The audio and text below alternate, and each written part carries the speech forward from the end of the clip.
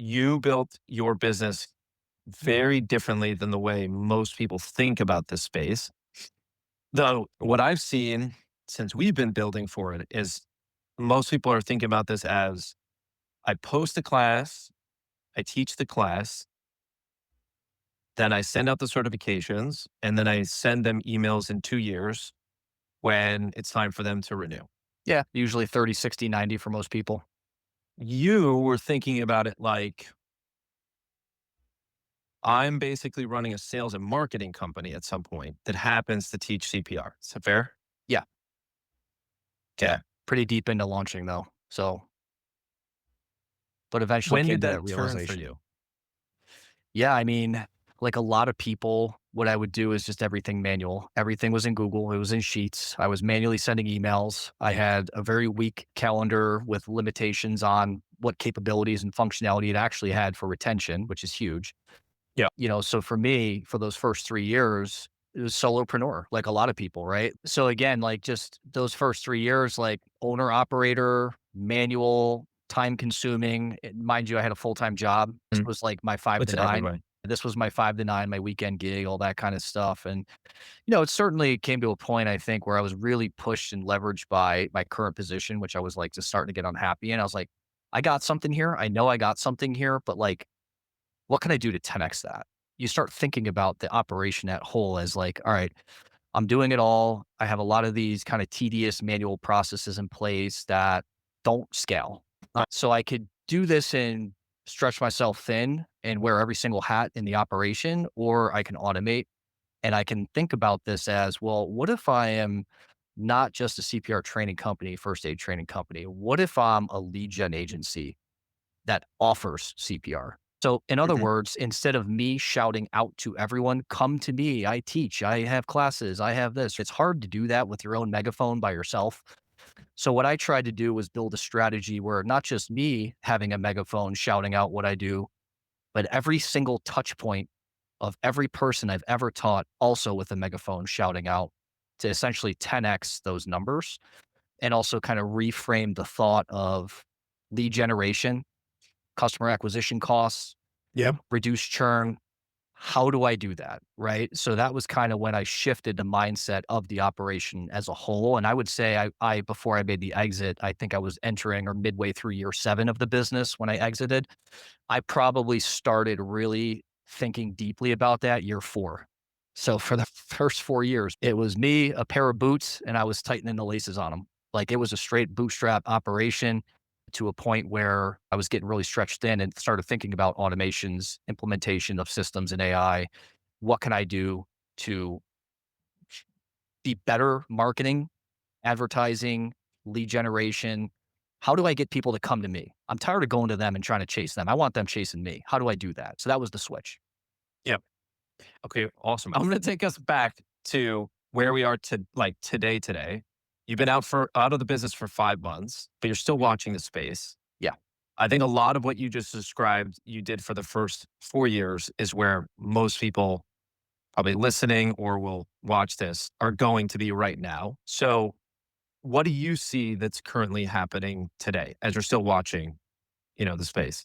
Owner operators and margins. I think the biggest thing in the industry is the margin, right? Yeah. Like there's a lot of overhead with what we do in the industry at large, right? There's Mhm. cost for just about everything. You're always going to be a middleman, right? No matter how you frame this out, there's it when you're teaching on behalf of an agency and licensing materials, you're a middleman, right? Yep.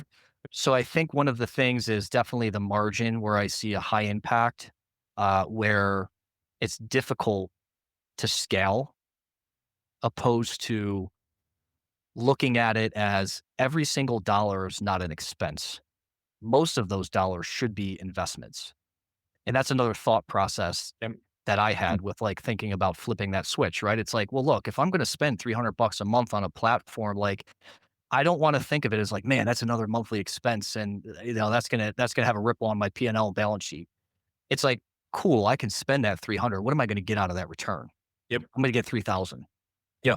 I don't want to sit here and pretend I was some big, massive, right, influence and like I live in the real world. I know that I was a really solid small mid-sized business. I was not some massive operation with 45 employees doing ten million in ARR.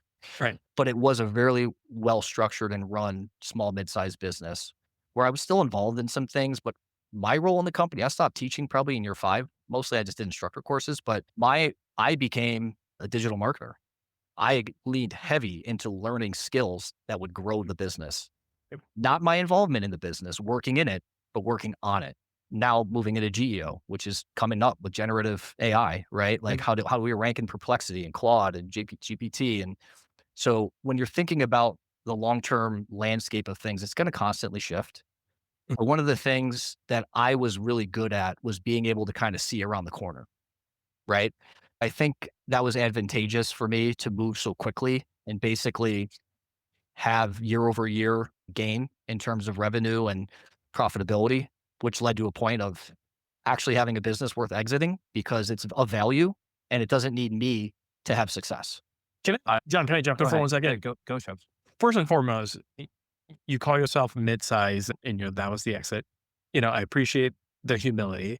As somebody who was part of a large organization in this space and were in norts of tens of millions of dollars, I think you're thoughtful and you're genuine. And I think it's very insightful in how people should be approaching some of these conversations of thinking about their business at the end of the day, which is one part of the reason why you're in this conversation with us. We appreciate that, but also it's thoughtful. And I think more people need to hear your experience out loud because I think a lot of folks, as you've described, are owner operators and can't get their head above the water to be able to really work on the business as opposed to being in the business. And it takes practice. You have to have revenue, you have to have income, which means you have to think about CAC, you have to, or cost of customer acquisition, your payback, all the things that you're describing.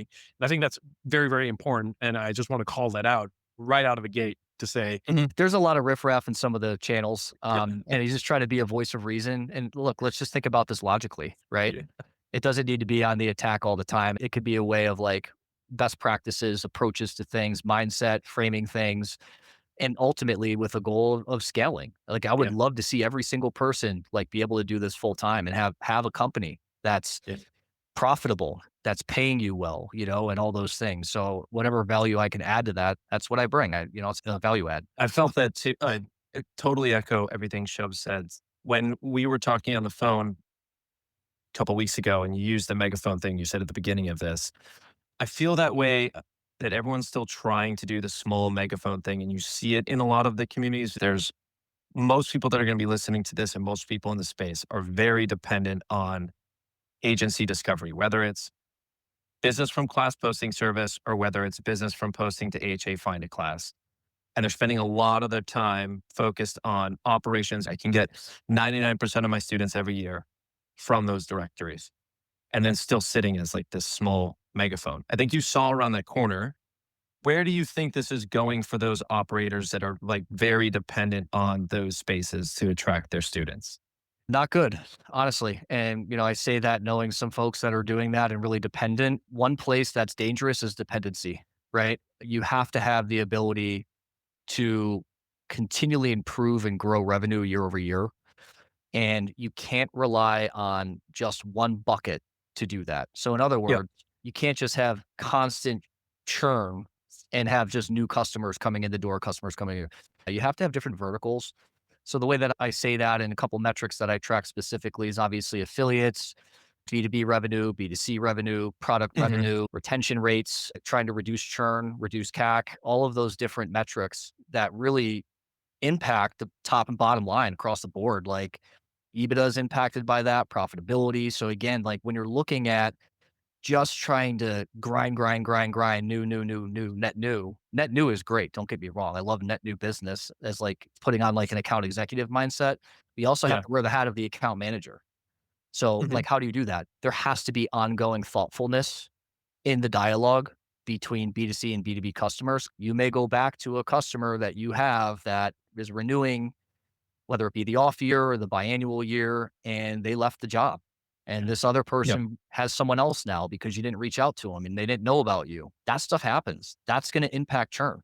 So again, when you're looking at reduction in those things, there has to be ways that people are looking at this saying, all right, well, how can I reduce churn, decrease customer acquisition so that way I can not have an average spend of $19 per customer. Especially, Yeah. and again, it's one of those metrics that you have to like that I was very thoughtful about is like, what is my churn rate? How do I know that? And year over year, how do I assess that? Whether it be, setting up QBRs with customers, like quarterly Business meetings review. with Yep. them, right? Business reviews for those who don't know that, or annual, whatever the case is. I always try to do QBRs with them and just kind of have a touch point just to keep my pulse on, with a finger on the pulse. Yeah, right. Of kind of where they're at. But so again, I feel like, it's not just one thing, it's multiple things. And, it's not just one person, it's managing this, it's systems, right? If you don't have the systems to do this, you don't have anything because you're going to Yep. constantly be paying 19 to 25. So think about it like this. Here's an example. It costs $55 to post a class. Last I did it, at least in Red Cross. One person signs up for that class and you're doing a one person gig. What's your Yep. customer acquisition cost in that situation? What did you spend to get them? You spent $55, Yep. right? At least, That's and if you're outsourcing it to an instructor, your that net you're negative. losing. Yeah. Your net negative cash flow. And Yep. one of the things that I was really good at was looking at my P&L and my balance sheet and making sure that we're operationally efficient. And I would track that per location too. I knew exactly the month, the time of year, year over year, month to month, which office brought in what kind of revenue so I can have predictability in the future as well. So you It, can know what you could afford to spend too. If it impacts everything. It impacts the entire operation to know those metrics and numbers. So for me, I was very detail oriented in tracking per location, month to month, year to year. What did it look like? What was the growth? Why was it neutral and maybe didn't uptick? Why did I have a decline from last year, this time last year to this year? So again, having understanding that, like for me, that's what really helped drive growth is knowing when I could spend a little bit more on advertising, when I could pull back or ramp up. If I had an ad that was running and converting high and I had a dud ad, I'm dumping that dud ad and I'm pumping it into the one that's winning. I'm going all in on the winning horse, right? So again, Yep. taking a look globally at these metrics is something that, I was doing probably around year 4 or 5 and definitely through mastering it pretty much in year 6 that really helped drive growth and Can I? efficiency. So yeah, I think Mike, the tactics and things that you're describing are phenomenal, right? You've kind of gone technical enough to be able to figure out like these are the things that I need to be measuring. I need to be doing the QBRs. I need to be having a KPI dashboard that tells me what I need to be doing, right? I think majority of the folks that are probably listening to this are in the camp of owner operator. They're still going to rely on Red Cross and American Heart Association posting classes over there or paying a third party agency to run their marketing for them, right? I mean, the number of conversations John and I have had and where people are spending thousands of dollars to get people to land on their website and show visitors as a metric is kind of absurd because I think that's just no conversion metrics, right? But again, Yeah. that sophistication is going to take time and not everybody's going to get to that outcome. So maybe I think what will be helpful is like, I think we're already getting to like advanced, like what those first 4 years, you know what I mean? Because I think people are going to try to need to get out of this hole that they are Yeah. in some way, I think shape, or form. Well, a lot of times you see this too, and it's really straightforward, right? You rely on word of mouth. You hear it all the time. Put on a great class, you got word of mouth forever, Yeah, right? And that's true. Look, there's nothing wrong with saying that. yeah. That's the kind of glue to hold the whole fabric together here is like you have to put on a good show. And, Mhm. when you're telling someone statistics, like that's what they do. They tell. But what sells? Right? Feeling. How did you feel Mhm. when you left? How was it relatable? So again, I know a lot of great companies doing a lot of this, and most people in here probably watching are also doing that. They're putting on a great show. They're tying some feeling into it, but just putting a flyer out about statistics doesn't really do anything to grow your business. It's a lot of wasted time in Canva. It's great to have those things and understand them, which can then guide and lead you into how do you apply that to a class, to a person who's in your class and have them have an emotional connection to it. And that's what good salespeople do. They sell on emotion. Yep. So again, like it's one of those things where, these are little incremental things that people can kind of just shift their mindset around to think about it just a little bit differently. You don't have to change everything you're doing. These are Yeah. small incremental steps that eventually lead to strides, which get you sprinting. Yeah. So again, Mhm. these little things matter, right? All the little things matter in business, period. You have to do them right and execute well, but that begins with a plan. What am I going to do for these renewals and, these new customers and what does that process look like? Yep. So having a map is going to be key for that, right? And I think that's one thing people can start doing today, mapping out what did you do at your office or location. Let's say you have 3 offices. Go back to last year in January, February, all the way through the year up till right now. How much revenue did this office do this month, that month, right? And then just start comparing, start measuring. Why did that happen? What did I see differently here, right? And then you can start making more informed decisions. So information's key. And I think anybody can do that. You don't need like a someone like me to tell you how to do it. You just got to look at the data. Yeah. I think one thing I'll highlight from you talking about putting on a good class and looking at the data is you're starting to talk about it. That is going to impact retention for sure. So now start by measuring it. Yeah. Put a number around. Can you start to quantify the impact of that? And then realize that word of mouth, while that's growth, it's a form of retention because you've at least given a positive enough experience that that person would like to come back. So you've got to start anchoring somewhere. Yeah. When you started to get from beginning to advanced between trying to run more of your own marketing and retention, was there a single spot that you started? On page SEO, programmatic SEO. And what I did was I did not go hire an agency $1,000 a month to do my SEO. Information is free. Go to YouTube and you can learn anything. I have these numbers and these metrics I can kind of go off of to inform my decisions. But like again, how do I get them to come to me? I don't want to go cold calling and chasing them. I want them to find me and have visibility here. So again, that started with a lot of the mostly the programmatic SEO, blogging strategies, interlinking, external links on the site, internal links on the Yeah. site. So it's a Yeah. giant spider web linking everything, which is going to help rank for targeted keywords in the niche, right? Not just only, I took it a step further with programmatic. I did it by state, by county, by city, by zip, Yeah. by keyword. So I had it pumping nonstop.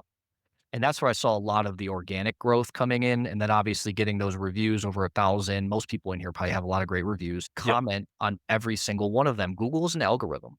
YouTube is an algorithm. That's why when you're on Instagram and you say hovered for 25 seconds over something, similar content's going to start showing up. So again, when you're active in those platforms, you're responding to those messages and posts and reviews, like just basic things like that. Nowadays, you have AI do that for you. You can outsource that. You don't even need to do it. Yep. But they're little, again, those baby steps I was talking about, like these are the little things that compound. Just because you start this doesn't mean in the next 30 days you're going to see a 10x growth. This was like an 18-month process for me. Yeah. But you got to Oh, start. yeah. You got to put a foot Yep. forward to start. And then the compounding factor just kind of works on its own. And It's Mike, if I could jump in, I think we to take even a step back, it's like, Mike, but you're telling me you did programmatic SEO. I watched YouTube and I don't even know how to design a website. I think that's where a lot of folks are and trying to do the GoDaddy, the WordPress, before they can even graduate to saying consistently writing. And I know AI can help and AI can do a phenomenal job of in your voice, even write blog posts and articles and things like that before they can graduate to like programmatic SEO. So yeah. how did you kind of unpack that? When did you have that? Or was it just innately in you to be like, I got to make my website better and nobody else is Yeah. going to do that. And I got to manage my costs, right? Like, what do you do then if you want to grow? Yeah. So I actually made the flip from was it WordPress? I was like manually typing in each week the classes I had upcoming on the back end. I said, well, this is terrible. I need a system for this. So I actually switched over. It's terrible. I'm done with WordPress. I'm going to have systems for a lot of this stuff and I'm going to build a Webflow Yeah. website. First and foremost, why I love Webflow is because of the CMS in Yeah, there, it's which phenomenal. automates all of it Yep. basically. And the other piece to that is the speed page. So think about it in the eye of a consumer. How many clicks should it take you to get to where you want to go? Probably one, maybe two tops, right? How many people here go to page 2 or 3 of Google to find what you're looking for? So it's like, well, how do I get to be number one? Yeah. How do I show up when you type in XYZ, CPR near XYZ, right? And your Yep. insert city. Okay. How am I the first link there without running ads and spending a fortune on ads? I can do it organically. A lot of those principles I had when I switched just my basic website stuff and started running SEO on it, right? Again, was it overnight? Absolutely not. But incrementally, like month over month, I'm looking at it like, where am I ranking? What keywords are on competitors' pages, not on mine? What can I target? What can I do better? How can I manipulate the words and what I'm writing and structuring? The other thing people think about too, it's like a lot of these sites, they don't have clean like schema for Google to crawl and index your site. most people don't even know what a sitemap is. So Oh little yeah. small things like this that I started realizing, like I was updating a sitemap daily. I was doing a blog a day. I was doing all this stuff. So again, I had the help of technology to do it. I wasn't like sitting here for 4 hours writing a blog post, but like again, when you look at it in the term of like, how do I grow organic traffic? Because now my customer acquisition is just my time. There's no Yeah. dollar amount to it. It's how much time am I going to put into it, right? And then I did some other things with like referral programs. So my like, new customer acquisition would be like $5 because I give them $5 off to refer a friend or something, right? You can read 100 million leads and you can learn a bunch of this stuff out of that book. It's a I good book. suggest everybody read 100 Million Leads, Alex Yeah. Ramosi. Yeah. It's a good You book. can take three things from that book and you apply them to your business. Okay, I What saw Evan in the chat. He was asking where I I think was. Scott has a great question too, which is what was your offer structure to convert one-time CPR clients to kind of recurring? Yeah, so, constant contact with them. In other words, I did do it a 30, 60, 90, but I did a day after. I did a 3-day after drop. I did a text and automated a lot of that process. I had the day 3 one was a personal email from the CEO. Yeah. Right? So, again, like to my own an average consumer doesn't know my business like I do. They think this is like, wow, the CEO of this company reached out to me. That's Yeah. meaningful instead of just having a generic plain Jane template. Yeah. So it was very customizable. I just had promotions and offers. I just kept in contact with stuff that was going on. Refer a friend. We got this program, this special. So just kind of dripping content to them to stay relevant in their mind, whether it be text or email, a lot of email and some text because you don't want to like be Yeah. spammy, but Yeah. and also make sure that A2P compliance is important, right? And To were you stay in the sending these to like all this any person that took a class of yours and businesses, or was this were you segmenting some of this out as well? every single person. Now, the copy was different for B2B than B2C. Yeah, So, in other words, the subject line. So, I would test. I tested yeah, subject lines. I measured everything. I could see open rates. I could see reply rates. So, I was kind of measuring a lot of those, and I would tweak the subject lines. I would tweak the copy in it just to see if it changed any of those metrics to try to, drive open rates and stuff like that to stay relevant to see if they even got it. So one of the things I did was kind of take a look at that, make tweaks and adjustments along the way, try to fine tune as best as I could based on the data I was receiving. So just a couple of those things in terms of the structure for that recurring stuff with, especially B2C, but importantly, B2B was mostly like, I'm on a call with you. yep, So again, setting up some QBRs with them, really knowing the ins and outs of the customer. The company that acquired me, I had a call with on earlier this week, and we were talking about one of my previous customers. I was just kind of filling them in because obviously I knew I'd worked with them for like 6 years, well, since the yeah, beginning, right? So again, just really knowing your customer, knowing their unique needs, but also the pain. Like one of my big things in the business was like, this should be so easy for the customer that it makes no sense to not have any return. I made the process so smooth and easy for you. So that was kind of how I framed a lot of the B2B stuff too, and even the B2C. I'm gonna grab one of those statements where you talked about making it so easy because I think this is a common reframe we talk to customers about in terms of the investment they actually put into that and then the returns. Because you'll see, I think people are trying to think about how do I save the most amount of money as opposed to thinking about how do I drive the best experience and hoping that drives returns. And even little things of, oh, well, I just have the student go get the book themselves. yeah. The So I'm going key to send them code to get the book kills themselves. me. Well, we're not getting any help from the agencies. Let's just put it that way. Yeah, And so, and look, like we could call it what it is. It is what it is. But, and again, it's not like talking bad about any yeah, particular person or group or anything, but it's the reality, right? So again, like it's just you got to have verticals. If you get shut off, and John and I talked about this, somebody reports you, and it could be a bogus report. I've seen it happen to one of my friends actually in the industry. Bogus report, got a quality assurance thing, completely shut off. The valve to the hose just turned, and overnight they lost their business. If you're only a training business, you're in trouble because Yep. you have to pivot and you have to pivot quick. And you have customers that are going to be calling you like, I paid for this class, but you're going to have a lot of fires to put out. So again, I always tried to frame it around like, if anything did happen, not that it would, because I ran a good business, but I have other buckets to pull from. And it's the same concept with like retirement. Anybody here who has a retirement fund, are you going to only have a 401k and that's it? Or are you going to diversify a portfolio? Right. So I always looked at it the same way in the business side of things with revenue coming in. It's like, well, what other verticals can I align here? And starting to build, like when you're going back to SEO, that's a completely different way of thinking about your business. So I'm going to pull the customer from there, serve the customer, make a little bit of money. That relationship, that is the agency's customer. You're one touch point in that. If you look at, we tell people to map this out. Look at the touch points where they found you. They started on the agency, email from the agency, go to you, materials So, from the agency, card from the agency, right? yep. Customer journey. Your SEO investment flips that to, even though you're still possibly giving them the same card, AHA, ARC card, your customer journey where they start with SEO and find your site, touch point through your website, registration with you, you're delivering the materials through the site, even if they go offsite. Still, most of that customer journey is through you. You're building that trust and it shows in retention, it shows in lower customer acquisition costs, all of those things. But that's a different way of working where you're going out to get the customer.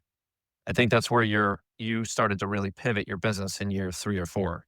Yeah, it's a good place to start. But when you could figure it out and you don't necessarily need to post all those classes in there, it's one less system you have to work out of.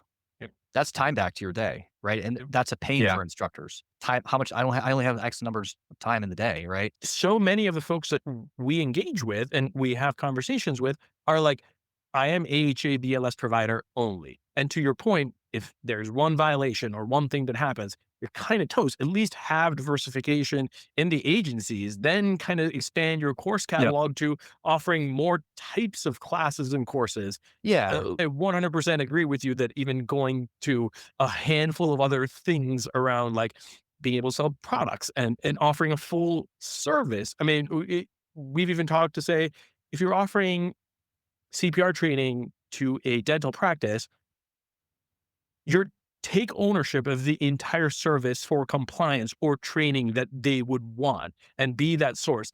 Hoven's one part of it. Your education and training is one part of it. But can you figure out what are the other things that you have so many opportunities to mine them for more and more training, Cross sells, compliance. upsells, and Yep. expansions. Exactly. And you could do that with one client. Even Yeah. just having, to your point, pick up the phone and say, "Hey, I would love to do more business with you. Mhm. What are the pain points that it can help solve for you?" Yeah. Right? And even just having the Just being conversation. casual and if you're not familiar with it, it's referred to as discovery. It's a discovery call, right? So you're asking questions in a casual format, be like, "Hey, by the way, while I have you, what do you think about what are you guys currently doing to manage XYZ?" So if you're looking at program management for AEDs, for example, how do you guys know that these are actually rescue ready? Like, when's the last time somebody in the company check it, or what do you guys do for that?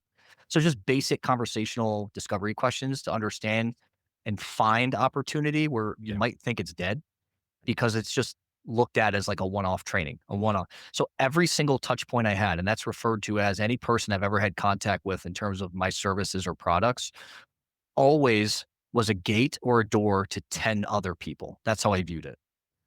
Again, back to that megaphone analogy of you're sitting here screaming with your megaphone about what you do. Well, how do you get 10 other people and then another 10 other people all stemming Yep. from one person you touched, right? So again, that was kind of the model that I used to approach. I picked up a financial customer in the financial sector. They had offices in 12 states.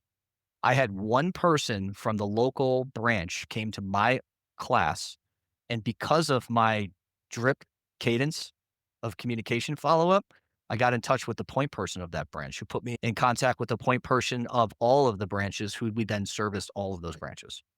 So again, that one touch point yielded a lot of money in net new Yeah. business with an opportunity to now say, where's the AED in your building? Expanding on those products. So I know a lot of people are Mhm. currently doing that, but it's just copy that converts, right? And that's, I think, the key thing in letting people know what you do and offer and just having those conversations. I would think that also gets you out of the price pressure too, because you're not just sitting on the commodity of the card service. You're solving Yeah. a much bigger problem that has value that can't just be replaced by, oh, is this an easier way for me to get a certification card or a cheaper way for me to get a certification card? Yeah. I always try to take price out of the equation in any conversation I'm having because is it going to be different? Of course. But if it's different, it's probably because, again, the margins might have a small factor into that. But Mostly it's about the experience. So again, how do you make them feel? So when you're hitting all of those things, like you're going to win the deal, even if you're priced a little bit higher. And that's, I think, what comes from customer relationships, how to manage relationships with people. And I've always approached it as this, like I'm sitting at a bar having a beer with you and we're chopping it up. That's how I talk to everybody. That's how we're talking right now. Right? Like, Yep. I'm not reading the script, it's Yeah. off the cuff. So I think anybody can develop those skills.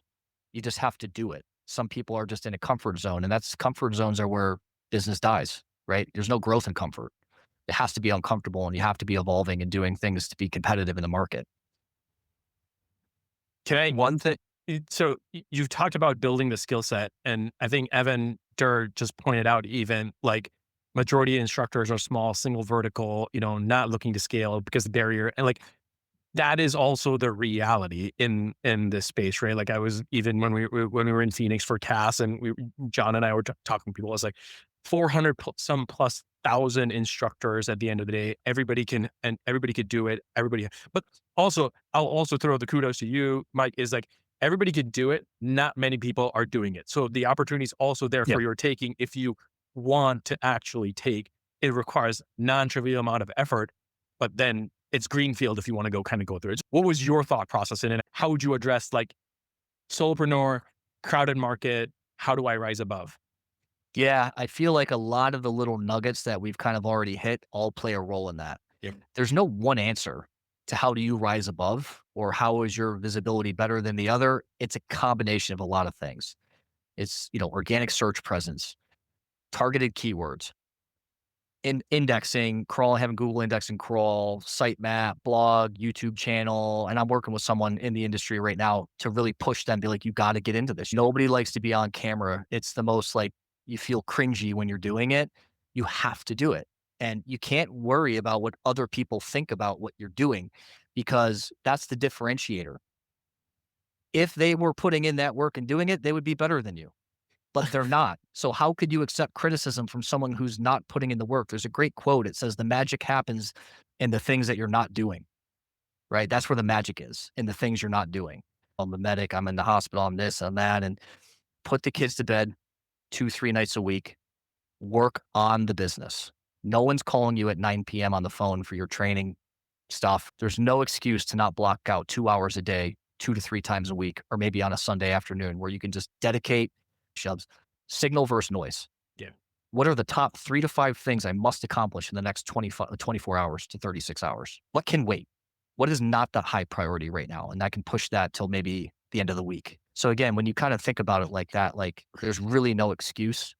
It just comes down to action. You have to take action if you want to see growth. It's not just going to Mhm. happen because you're thinking about it happening. You have to put the work in. So, Mm. and I'm not saying, please don't confuse. I'm not saying people aren't doing that. I'm just saying you have to block your calendar. You have to block your time and make sure that you have commitment to doing it and following up on it. Do Being, you think part of it is also auditing your calendar and figuring out when you are working on the business, are you actually working on high value compounding things? So a Mhm. lot of people will say they're working on their business, but they're spending most of their time perfecting some spreadsheet or something that's just taking time to operate the business, not Yeah. investing in time on SEO that may not pay off now, but will pay off in 90 days, or And doing your CEO letter that will retain that customer. so I'm going to say this at the expense of not sounding offensive to people. But when they say they're working on their business, they're in Canva for an hour and a half putting together a stat sheet to post on social media that 2 people liked. How That does are that also in the business. how does AI that or AI generated little meme. or it's your mom that likes it. Look, I love that, it's great, don't get me wrong, I'm not trying to trash anybody, I think it's great that you're working on those things, but the question then becomes is like, "Great, you did that, okay. What impact did that have on the business?" Probably not much. And I don't want to sound rude in saying that, and I don't want to knock anybody that's doing that. But again, when you're thinking globally about this, like what are the high impact, high leverage components to what I'm trying to do that actually produce an outcome? And then not just produce the outcome, how do I measure the outcome? Right. And that's the analysis side of it that they Yeah. also have to think about, which comes next. Yeah. Well, I don't want to be rude about it either, but the thing is, you kind of hit it at it too. I think is worth echoing. The things that are going to build some of the durable businesses are the harder, uncomfortable things. And it can be easier to sit back and try and post a class somewhere passive, but you're not really differentiating yourself on that market. You're competing on price and volume, which is not really ever a good thing. The things that you're talking about, investing in SEO, building brands, communicating with customers, doing discovery calls, one, you're different because you're actually making it personal. So by default, it's differentiated by who you are. And two, you're actually out there doing the hard work that people just sitting back and posting on things aren't doing. We want to be intentional in everything that we're doing because time is limited. You only get so much of it, right? There's 24 hours in a day. What can I do that's going to have the highest impact in the next 2 hours? My phone is off. I'm not responding to email. Calendar's closed. I'm strictly focused on this, and that's it. And when you dial in like that, I think, that's when the compounding effect happens in the work you're doing.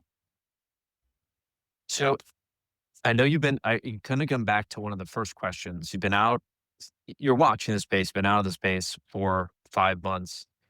You know kind of where your business was when you sold and where the space is kind of shifting. What do you think for people that might be starting where you were 3, 4 years ago with no systems? Again, where would you have people start today with those systems? Let's assume most people are going to be Mhm. dependent on the model of I'm acquiring a student one time and they're churning. I don't have the relationships. I don't have the SEO. Yeah. Where are you starting? This Help is the going to people be who are going to listen to this compress your learning okay. into this little tiny thing. Yeah. So that instant value, right? Like All right. that's the, Yeah. how I would you do would, it I, today? I would do nothing. I would tell you exactly what I do. I would do nothing on the business at this point. What I would do is I would take $2,000 against myself. I would learn skills. You can't do anything if you don't have the skills to do them. So Mm. education is the first piece to that. I would literally do nothing to change anything in my business until I was educated on how to change my business and then understand what impact will that have in the next 6, 12, 18, 24 months. So investing in the education is the first thing I would do. And if that means taking time to learn how to do it, doing a course, watching hours and hours of content, I would be doing that. You don't have a plan, right? So you got to think, all right, where am I at? Where do I want to be? Let's list out 10 things I want to do in the next 6 months. Underneath each of those one things, I'm going to write down 4 to 5 action steps on how I'm going to achieve it and a timeline. Okay. We want it to be specific, measurable, and observable. I would just start with a scratch piece of paper at my desk and I would write down in the next 6 months, I will have $250,000 of revenue to the company. And I'm going to write down again those 10 things I'm going to do to get to that 250,000. I'm going to work backwards, beginning with education, learn how to do it. Right. So I'm going to invest in my skill. I'm going to invest in my education, how to know how to do this stuff, because in the long term, I'm going to save a lot of money doing it myself than spend giving an agency 2 grand a month to run SEO if I can just learn how to do it. For example, on a website page, what H1, is what H2, is H1? What semantic. is H2? It, Right, like, they don't so, again, learn these things. You can learn it for free, it's on YouTube. So, just the basic things, I would say, number 1, take $1,000 and invest in yourself. Don't even touch the business. Learn how to do it, create that list, break it down, work backwards from where you want to be. The end of the year, I'm gonna do half a mil I'm gonna do 1,000,000 ARR, and then again, what are the action steps to actually achieve that? What are the top 10 things I gotta do? But even if it's as something as simple as it's, I want to make $10,000 in a month. Great. Like each of my class is, each student pays me $100. How many students do I need to get? Like even something as simple as beginning there and then going to 40, what is going to be my plan to get 40? Can I ask Yeah. those 10 students or 100 students or 1,000 students for a referral? Even Base something as simple as that. Or do I even pull a list and see, do all of them have at something.org or at something.edu? And do I look at their website and then say, hey, what more can I offer? I would love to be a better business partner, vendor, service provider to you. mhm. I kid you not. I'll give an example. Early on, we were trying to help get Coven situated and see how some of the traction was happening. One of the things that we did for one of the customers is I went and pulled literally publicly available information. Every single daycare that had a infraction, one of which was CPR training, people were not trained in CPR, handed the list. And I said, just call them. Zero phone calls.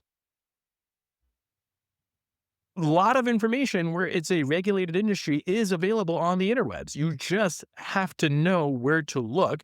It's hard, don't get me wrong, but Yeah.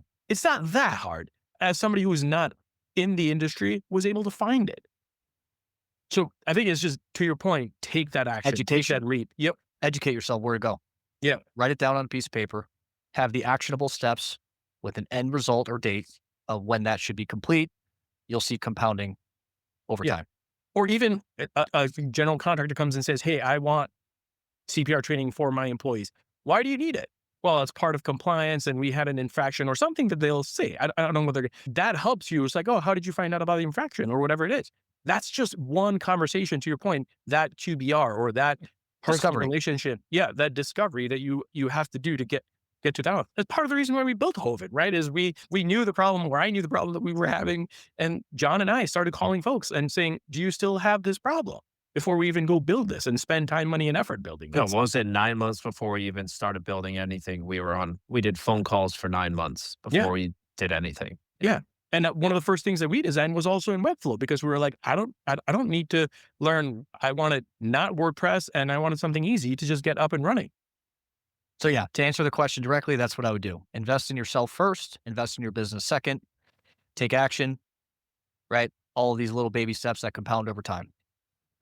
So that was one of the things I did with the affiliates that I had on. So many people don't even know what their profit is per person, right? Yeah. I had a sheet that I had and it was manipulative. So I could change it variable based on rent, instructor, supplies, costs, income, CAC, all those things considered. It would spit out what's the dollar amount of profit that person is producing, We have an Excel understanding the sheet sitting numbers. somewhere too. So if people want to just shoot us a text, I'll try to find it and share that as well. I just built out like what's my daily per class, per month, per quarter, how many students I need to get, what's my average profitability across all those time frames. Yeah, I exactly. That's think kind the of what I thing did too. you notice when you start to pick that up, you're getting students from posting classes to now I'm going to build other channels to get people. And then I need to start tracking how effective those are and where I put my efforts And don't get me and wrong, so goals to improve I it. know those channels are okay and they're good to have in your pocket. They're just not something to heavily rely on. So it's market to market. Like for Red Cross, like I was in a great Red Cross market. There's a lot of people I know that crush on class postings, and that's great because if you can get 12 people in a class from one posting, That's that's awesome. awesome. But That's in solid. some Yeah. markets, you're getting two, three, one, and you got to revisit that. And even those who are getting 12, what else can you do? How can you 10x off of that, right? And the sky's the limit there if you can apply some strategies to do it. So We're getting close to the hour. So if you all want to drop in questions, we can open it up for a little bit of Q&A. Scroll through this tiny, tiny window here.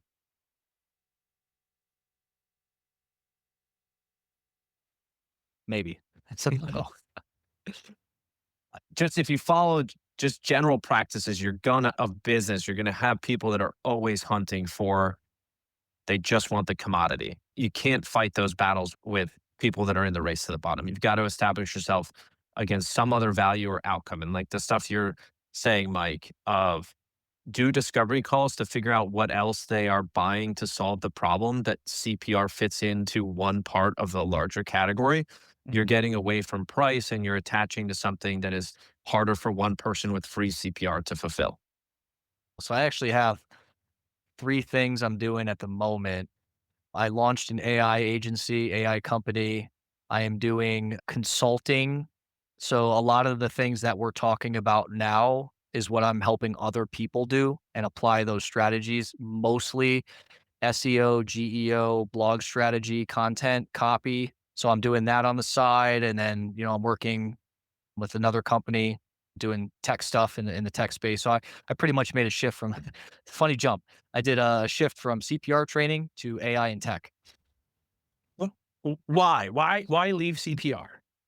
Well, I probably wouldn't have, but I just moved to Arizona from PA like in September and 2,500 miles away managing an operation. If something slips, cracks, and breaks, I'm not there. Yeah. And the liabilities really outweighed the gain from it. I loved what I did. I loved the industry and the people that I served and the clients I had and the friends I've made at all of these networking events and things I've attended over the years. I think I probably would still be doing it if I lived in PA. But the fact of the matter is, when you're looking at mitigating risk and liability, Yeah. it doesn't make sense at a full blown operation. Now, it's one thing to have a satellite office here or there, and you can have Yeah. an on site manager doing it. Yeah. But I mean, I pretty much had the whole region and a big strategic footprint in the area. So I was just like, look, there's just no way. I had the systems. I probably could have done it, but I was just like, is it really worth it? Probably not. I want to enjoy my life here. Yeah. And quite frankly, with the anybody from Pennsylvania knows the real estate market there. I don't know how someone gave me what they did for my house, but the sale of the house and the sale of the business allowed me the opportunity to kind of pivot, launch, Yeah. yeah, Yeah. mostly because I'm moving, right? Not because of the industry, but That was boom. good. And how are you seeing? Again, I know a lot of people like one of my beliefs, and I think the thing that I think will happen this year is the or the bet that I made at the beginning of the year is there's going to be a fair amount of consolidation. People are going to be either getting Oh bought yeah. or going out of business at the end of the day. You were in the camp of getting bought, which is Yep. phenomenal. I want all of our customers to be in the camp of getting bought. Maybe talk a little bit about why they decided to pick you and buy you. Mhm. Obviously, we've covered some of these things, but maybe share like what were people looking for? And this is the reality I think that is Yep. going into this market at the end of the day is, you're trying to grow your business and you're trying to make some self income, but at some point in time, you're going to have to make this choice, much like you did. People have a unreasonable emotional attachment to their business. I lived in the real world, number one. I knew what Yeah. my value was. The reality is without operational efficiency, you're likely not going to get acquired. Without Yeah. systems, you're not going to get acquired because you have to have something predictable and future fail proof. Yep. And I think that's where there's a big gap in the landscape of where people are at and where they might want to be if it is something they maybe want to do and sell.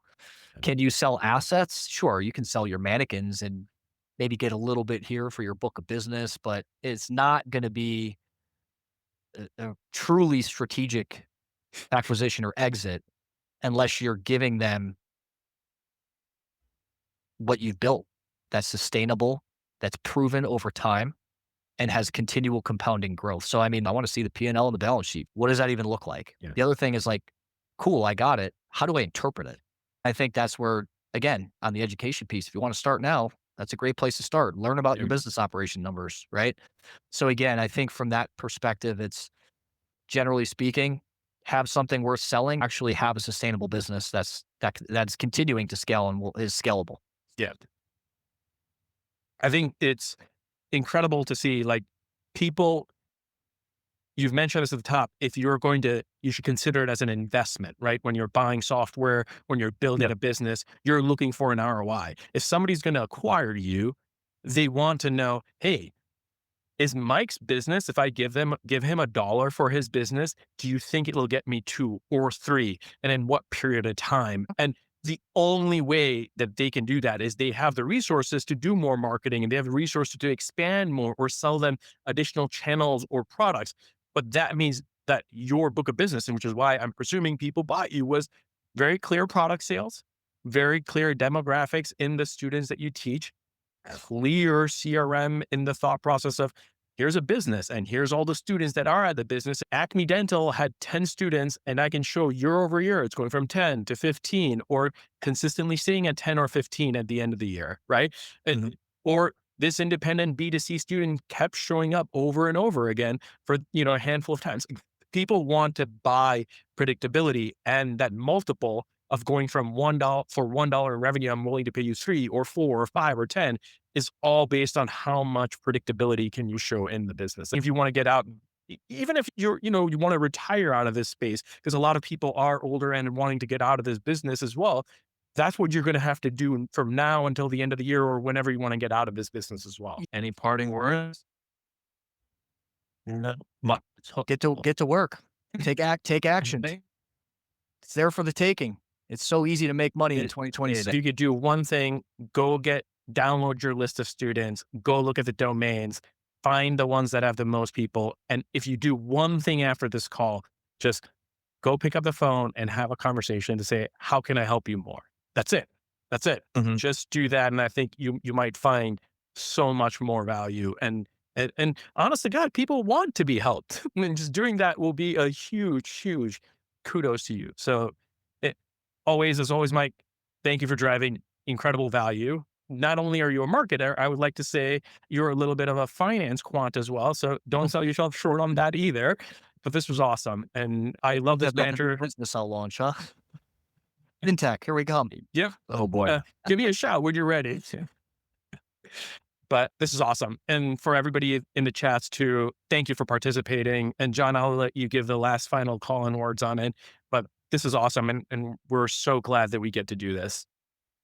It's it's awesome to have so many people show up live. It's recorded. Thank you for participating, listening to Shubs and I rant, whether it's on Facebook or the occasional time we can get one through to the networks or the blog.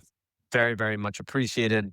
You inspire us to do the work. And Mike, thank you for sharing all this wisdom and some time listening to the Yeah. recording, and we'll be sure to send it out. There's a Yeah, lot man. here. Yeah. Yeah, for sure.